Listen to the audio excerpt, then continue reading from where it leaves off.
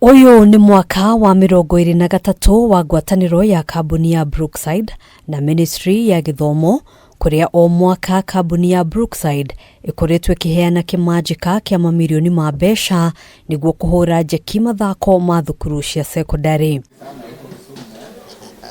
Mwaka uyu kambuni ino iheanite muigana wa ciringi mirioni 30 kurugamirira ukinyaniria wa mathako maria matanyitwo gukambiriria tariki 5 nginyagia tariki 11 mweri uyu. Notably, our sponsorship continues to benefit students through kitting of all participating teams, with each player receiving a set of 2 uniforms.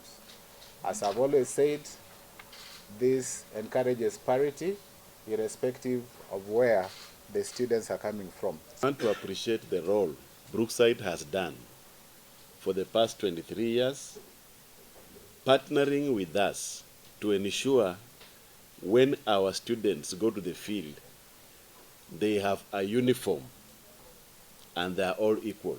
Mathako maya maria maratafanirio kaunti-ini ya Githumo mwaka uyu ni hamwe na mupira wa basketball, hockey, rugby hamwe na mage. Their investment, we are confident that the Term 1 Games will continue to provide a perfect launching pad for careers in sports by harnessing the talents of the students in the various sporting disciplines. Kids will arrive on Sunday, then they will, on Monday they will rest and acclimatize.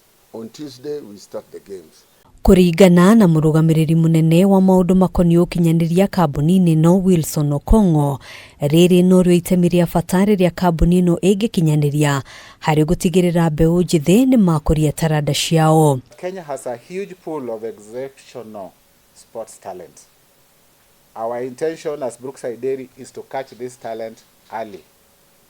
That explains why for the past 23 years we have always been partnering with the ministry. Maya mokiteriri thirikari iranire guthii na mbere kugacirithia iharo mathukuru-ini niguo gutigirira mathako ni marathii na mbere uria kwagiriire. There is a lot of investment in the stadiums to ensure we have opportunities for our activities. Handu-ini ha Kameme TV, Jutagwo Ngina wa Wadiro.